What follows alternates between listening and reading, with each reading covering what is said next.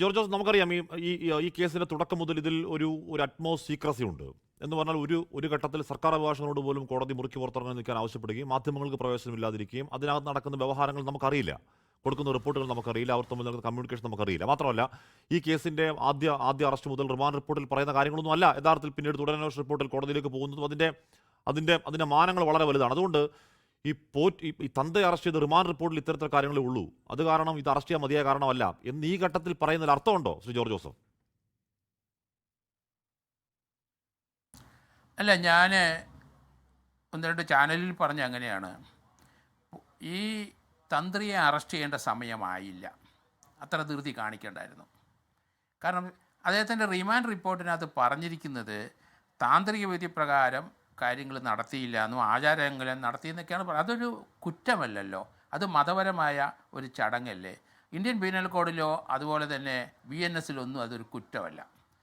കുറ്റം വരുന്ന മതപരമായ ചടങ്ങും ആചാരങ്ങൾക്കും മനുഷ്യ ശരീരത്തിന് ഏതെങ്കിലും അപകടം ഉണ്ടാകുന്ന സമയത്താണെങ്കിലേ പോലീസിന് ഇടപെടാൻ പറ്റുള്ളൂ, അല്ലാത്ത കാര്യങ്ങളൊന്നും കുറ്റമല്ല. അദ്ദേഹത്തിൻ്റെ റിമാൻഡ് റിപ്പോർട്ടിനകത്ത് അദ്ദേഹം ഏതെങ്കിലും രീതിയിൽ സ്വർണ്ണക്കടത്തിൻ്റെ പണം കൈപ്പറ്റിയെന്നോ അതുവഴി അങ്ങനെ കടത്താൻ സഹായിച്ചെന്നോ ഒന്നുമില്ല.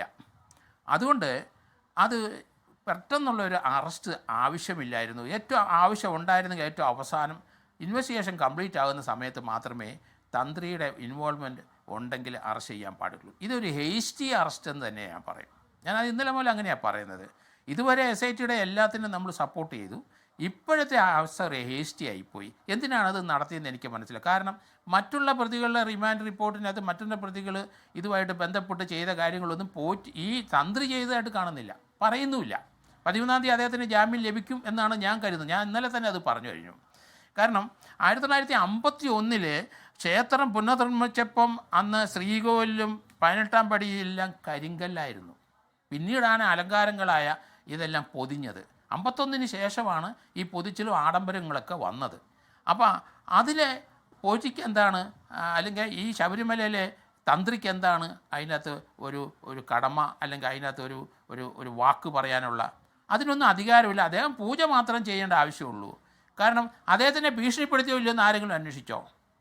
കാരണം അത് മിണ്ടാനൊക്കില്ല. അത് ദേവസ്വം ബോർഡ് പ്രസിഡൻറ്റും അവിടുത്തെ ആൾക്കാരുമൊക്കെ വളരെ ശക്തിവാന്മാരാണ്. പോറ്റിക്ക് അവിടെ വിലയില്ല, പോറ്റിക്ക് അതിനകത്ത് കാര്യമില്ല. അദ്ദേഹം ആചാരവും അനുഷ്ഠാനവും നടത്തിയാൽ മാത്രം മതി, വേറൊന്നും അദ്ദേഹത്തിന് ഒന്നും പറയാനൊക്കില്ല. ഞാൻ ആ ഒരു ലൈനിലാണ്. അതേ സമയത്ത് ഈ റിമാൻഡ് റിപ്പോർട്ടിനകത്ത് എവിടെയെങ്കിലും ഈ സ്വർണം കടത്തിയതിൻ്റെ കിട്ടിയ പണത്തിൻ്റെ ഒരു പങ്ക് ഇദ്ദേഹം പറ്റിയെന്ന് ഇതുവരെ പറഞ്ഞിട്ടില്ല. ഇനി പറയുമോ ഉണ്ടോ എന്ന് നമുക്കറിയത്തില്ല. പിന്നെ എന്തുകൊണ്ടാണ് ഒരു HT അറസ്റ്റ് നടത്തിയെന്ന് ഞാൻ ചോദിക്കുക. അതിപ്പോൾ ആവശ്യമില്ലാത്ത ഒരു അറസ്റ്റായിപ്പോയി. നമുക്ക് ഏകദേശം ഇതിനകത്ത് അറസ്റ്റിൽ ഉൾപ്പെടുത്തേണ്ട ആൾക്കാർ ധാരാളം കിടക്കുന്നു. ഇവിടുന്ന് കടത്തിക്കൊണ്ടുപോയ സ്വർണത്തിൻ്റെ ഒരു 10% പോലും തിരിച്ചു പിടിക്കാൻ പറ്റിയിട്ടില്ല. അവിടെ അങ്ങനെ നിൽക്കുകയാണ്. പിന്നെ എന്തിനാണ് ഈ HT അറസ്റ്റ്? മറ്റുള്ളവർ ചെയ്തിരിക്കുന്ന ഒന്നും ഇദ്ദേഹം ചെയ്തിട്ടില്ല. ഒറിജിനൽ മാസ്റ്ററിലൊന്നും ഇങ്ങനെ ഒപ്പിട്ടിട്ടില്ല. കൊണ്ടുവന്നപ്പോൾ ഒപ്പിട്ടിട്ടായിരിക്കാം, അങ്ങോട്ട് കൊടുക്കാൻ നേരത്തെ ഇദ്ദേഹം പോറ്റി ഒപ്പിട്ടിട്ടേയില്ല. അപ്പോൾ അതാണ് അദ്ദേഹത്തിൻ്റെ നിയമപരമായ കുറ്റങ്ങൾ എന്താണെന്ന് എനിക്ക് മനസ്സിലാകുന്നത്. അതുകൊണ്ടാണ് ഞാൻ ആ രീതിയിൽ സംസാരിക്കുന്നത്. അത് എന്തായാലും SITയുടെ ചില കാര്യത്തിൽ ഹൈക്കോടതി അറസ്റ്റ് കുറച്ച് ഡിലേ വന്നപ്പം ഹൈക്കോടതി ഇടപെട്ടല്ലോ. എന്താണ് ഒന്ന് പതുങ്ങിയത് SIT എന്ന് വരെ ചോദിച്ചല്ലോ. പിന്നീട് അത് ക്ലാരിഫൈ ചെയ്തപ്പം ശരി എന്താണെന്ന് വെച്ചാൽ അത് കോടതി അംഗീകരിച്ചു. കൂടുതൽ ആൾക്കാർ ഇതിനകത്ത് വേണോ, പോലീസ് ഓഫീസേഴ്സിൻ്റെ സർവീസ് വേണമെന്ന് പറഞ്ഞപ്പോൾ അതും കോടതി അംഗീകരിച്ചു കഴിഞ്ഞു. പക്ഷേ ഇപ്പോഴത്തെ അറസ്റ്റ് HT തന്നെയാണ് ഞാൻ പറയുന്നത്. കാരണം വരട്ടെ, അത് തന്നെ അദ്ദേഹം ഇപ്പോൾ ഹോസ്പിറ്റലിൽ കിടക്കുകയാണ്, അത് ICU-നകത്ത് കിടക്കുകയാണ്. അദ്ദേഹം പറഞ്ഞല്ലോ, അറസ്റ്റ് ചെയ്യുന്ന പത്രക്കാർ ചോദിച്ചാൽ പറഞ്ഞു എനിക്ക് എന്താണ് അറസ്റ്റ് ചെയ്യുന്നത്, എനിക്കൊരു കാര്യം പിടികിട്ടുന്നില്ല, ഞാനൊന്നും അറിഞ്ഞില്ല എന്ന് ഹൃദയം തുറന്ന് പറഞ്ഞ പോലെയാണ് എനിക്കത് തോന്നുന്നത്. കാരണം വളരെ ഇന്നസെൻ്റായിട്ട് പറഞ്ഞതായിട്ടാണ്. കാരണം ഇവിടുന്ന് എന്ത് സാധനം കടത്തണോ അല്ലെങ്കിൽ കൊണ്ടുപോകണോ പിടിക്കണോ എന്നൊക്കെ ദേവസ്വം ബോർഡ് പ്രസിഡൻറ്റും കമ്മീഷൻ അവിടുത്തെ ആൾക്കാരുമാണ് നിശ്ചയിക്കുന്നത്. പോറ്റിയല്ല, അല്ല ഈ തന്ത്രിയല്ല നിശ്ചയിക്കുന്നത്. അത് നമ്മൾ മനസ്സിലാക്കണം, ആ രീതിയിൽ ചിന്തിക്കണം.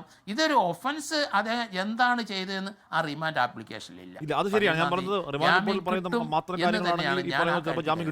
ജാമ്യം കിട്ടുകയാണെങ്കിൽ SITക്കും സർക്കാരിനും ഉണ്ടാക്കുന്ന തിരിച്ചടി എത്രമാത്രം മാരകമാണ്, ഭീകരമാണ് ഉണ്ടാവുക. അതുകൊണ്ട് ഒന്നുമില്ലാതെ ഏതെങ്കിലും തരത്തിൽ സോളിഡായി കോടതിയെ ഇയാൾ കുറ്റക്കാരനാണ് എന്ന് ബോധ്യപ്പെടുത്താൻ കഴിയാതെ ഒന്നുമില്ലാതെ SIT തന്ത്രി പോലെ ഒരു ഉന്നത സ്ഥാനത്തിരിക്കുന്ന ഒരാളെ അറസ്റ്റ് ചെയ്താകത്തിടുവോ എനിക്കറിയില്ല.